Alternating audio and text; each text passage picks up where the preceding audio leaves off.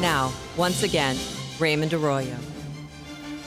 Welcome back to The World Over Live. This is the 95th annual Children's Book Week. It's an effort dedicated to exciting kids about reading. And a recent study shows that the number of children reading for fun is rapidly declining. Illiteracy breeds a host of societal problems, from unemployment to higher rates of incarceration. My next guest is a New York Times best-selling author, a children's author and illustrator of such works as The Dot and Rose's Garden, and his latest, Going Places. He's also known for his illustrations for the Judy Moody books. To offer his thoughts on getting your children to read and inspiring creativity, we're joined from Boston by Peter H. Reynolds. Peter, thanks for being with us. An honor to be here with you, Raymond. I want to share some of these sad statistics that we're reading about. Only 1/3 of fourth graders are proficient in reading. Half of 17-year-olds say they read for pleasure less than twice a year. What are we doing wrong here, Peter? What should parents be doing? What aren't they doing today? Well, first of all, I want to just say that I don't think it's as bad as the media portrays. Okay. I definitely think there's a problem, but I'm an optimist. If you hang out with me, you know that I see the glass as half full. And I spend a lot of time with kids. And kids are, I don't think they've changed in extraordinary ways. I think they're just being fascinated with other things right now. Certainly technology is a big distractor. But I'm a big fan of books, as you know. I love books, and I think that what we can do to help is for kids to actually see us read for pleasure. And I think parents are addicted right now to their technology, and I would just love for people to switch off those phones and shut the laptop and open up a book and show your kids how fun it is to read, and also read out loud to your kids too. That's an art that's disappearing. Yeah, I agree. There's nothing like that, and I'm sure you can remember in your own childhood, certainly in mine, you know, mom and dad reading to us. And I had a brother, a religious brother, in school in 5th grade. I will never forget him, Brother Rayfield, and he would read Ellery Queen Mysteries, and he would only read the first 12 pages or so and stop. And then he'd put the book at the end of his desk, and he said, if you want to know the rest, you'll have to come borrow the book. And there was a stampede to the front of the room.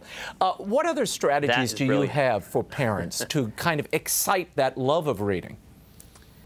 Well, I think getting parents down to the library. I'm a big fan of libraries. I think it's a great equalizer, and it's still really one of the community centers, the most important community centers we have. And I think in recent years, people have you know, they've been thinking that maybe technology might replace the library, and it is definitely not the case. And if you hang out with librarians, and if you spend time in a library, it's a wonderful, magical place. For me as a kid, I spent a lot of time at Chelmsford Public Library. I'd jump on my bicycle and race down, and the cool thing about a library is that you can kind of go in any direction. Right. In school, you're sort of told what to read, and in the library, you can choose your interest. And I'm very interested in interest-based education and reading. So if you find out what a child is interested in, find the book, match that child with the book that would interest them, and that goes a long, long way. You only have to find that first book that you fall in love with, and then, you know, the training wheels come off, and you're off for a lifetime. You're off to the races. Peter, talk a little bit, and I want to get into your work in a moment, but talk a little bit about the way in which children's books, they not only excite the imagination of young readers, they're really shaping the world for them. They're shaping their internal compass, helping them make sense of the world. Talk to me a little bit about how important that is, giving them a sense of the moral universe, right and wrong, a sense of the world at large and their place in it. Yeah, it's a way for kids to experience different realities, and also to have heroes. I'm a big fan of positive fiction. There are some people who say, well, as long as kids are reading, that's great. I actually think that we need to raise the bar and ask kids, you know, what are you reading? And ask parents, what are your kids reading?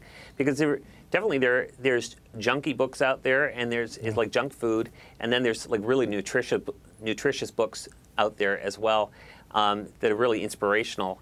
And you know, my favorite kinds of books are the ones that make you do some deep thinking and stay with you after you've read them and closed the pages. So, and that's what I try to strive in my work. Yeah, no, and you've devoted yourself not only to creating these fantastic works, but also to promoting literacy and creativity. Now, tell me what happened in the 7th grade to you that sort of set you on this path. Well, I love to draw, and I was doodling my way through school, and not all teachers appreciated that fact. And many of them would say, all eyes up front, you could do that after school. And my math teacher, Mr. Matson in Chelmsford, Mass, he noticed that I was drawing, and he said, "Peter, I want to talk to you after school." And so after class, he said to me, "Peter, I would love it if you would pay attention to my math class."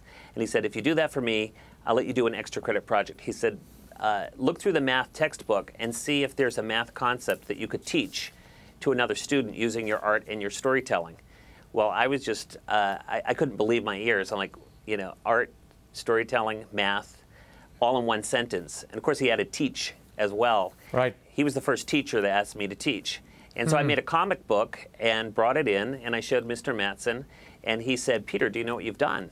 And I said, "I made a comic book." And he said, "Well, you did, but it's also called a storyboard. It's what a filmmaker uses to plan out a film. How would you like to make an animated film?" And so I made my very first animated film at age 12, and that's what I'm doing today. My company is called Fable Vision, Right. And we use storytelling, media, and technology to inspire and educate. And it was really my math teacher who connected the dots for me, and by asking me to tell a story. Peter Reynolds, this book, The Dot, I have given this to children before. It is a fantastic meditation in some ways and just a great story about creativity. Tell me, was that little story you just told me the inspiration for this book? And how would you suggest parents instigate creativity in their children's lives? In many ways, that experience was the cornerstone of that book. In the book, there's a little girl that says she can't draw. And there's a teacher who thinks differently in more ways than one. And her teacher dares little Vashti to make a mark. And Vashti leaves this she jabs the paper and leaves one little mark behind.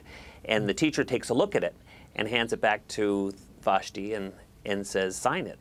And Vashti thinks, "Well, I can't draw, but I can sign my name." When she walks into art class the next week, she sees her little dot, that little dot she had drawn, all framed in swirly gold. And then she goes on to be inspired to unleash her creativity. And I think both teachers and parents, being able to see a child's brilliance and genius before the child sees it in themselves is really the gift that we can give. And what I'd love to see is more parents spending time really getting to know their children, which seems funny because you live in the same house, but there's so many distractions these days, and there's so much incoming, and we're not really spending time listening. And one of my big passions is to get people to have dinner together again, and really together, and turn off the technology, turn the TVs off and the cell phones, have dinner and have a conversation. And there's research that shows that dinner table conversation is one of the predictors of a successful journey. And so I'm a big fan of that. And then also I think that we need to address what's going on in schools. We've become a very test-centric school system, especially in public education in the United States anyway. And we've really become focused on the wrong thing. And it's really, good grades are terrific, but what are you going to actually do with all of that? You can read, write, and problem solve. What are you going to do with it? And I think teaching kids to be compassionate and use their gifts and talents to make the world a better place is really the exciting conversation. Yeah, and fiction teaches children that empathy and understanding because they're transposing themselves, almost entering the world of another person via these characters through fiction. So the societal power and importance of it, I think, is often underestimated. Talk to me a moment. You also run the Blue Bunny.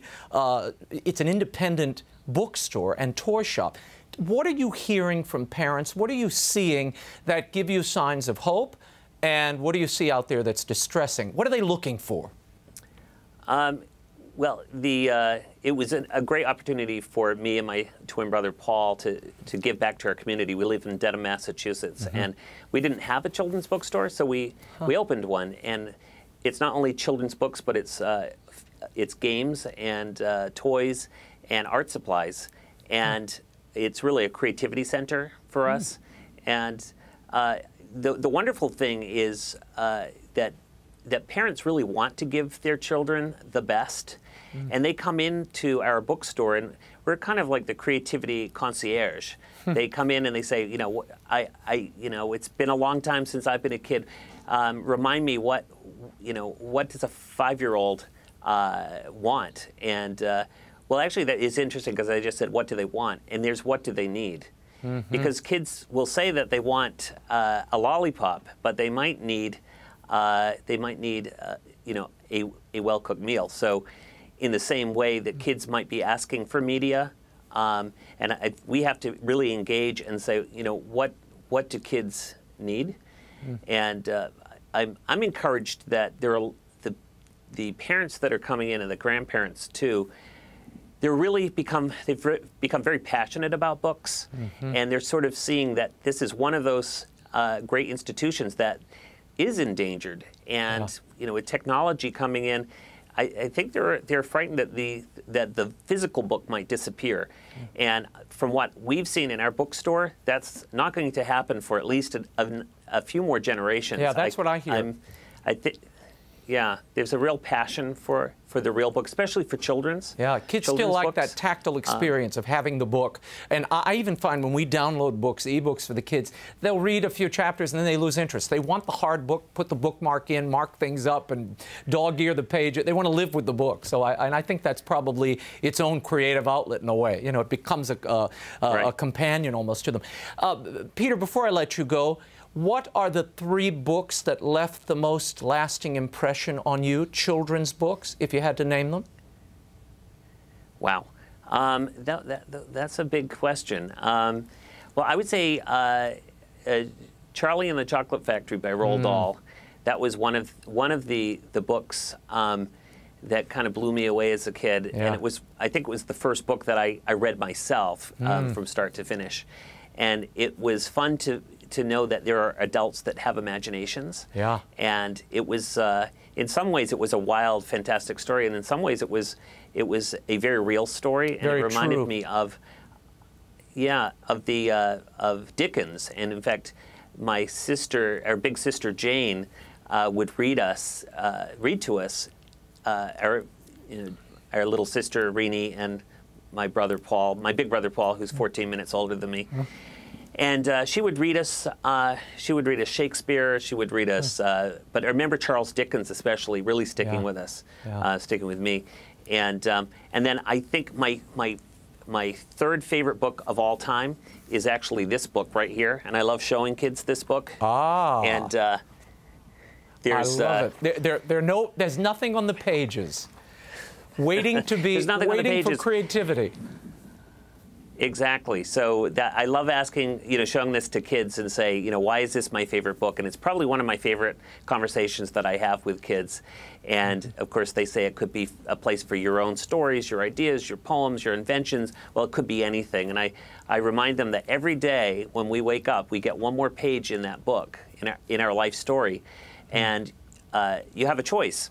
You can either let someone else write it, or you can write it. And that the main character can be someone really fantastic, can be a hero, and someone who can really make a difference and make their mark in the world. So, so I think that might be my all-time favorite book. Peter Reynolds, thanks for sharing that. I love that. And I also, I so embrace your idea of not only providing children things they want to read, but nourishing works that allow them to grow while they're having a good time reading.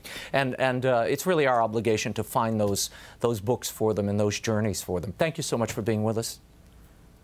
A pleasure. The Dot, Rose's Garden, and the newest, Going Places by Peter H. Reynolds are all available at bookstores everywhere and online. You can follow Peter's other initiatives by visiting his website, peterhreynolds.com. EWTN.com. And my first book for kids, young and old, Kerman Derman and the Relic of Perilous Falls, premieres in September. If you'd like me to visit your school or bookstore, drop me a line at Raymond@RaymondArroyo.com. Put Kerman in the subject line. We'll see you on the tour. And Peter and I are both at the Book Expo in New York at the end of the month, so come see us. We'll sign some books for you.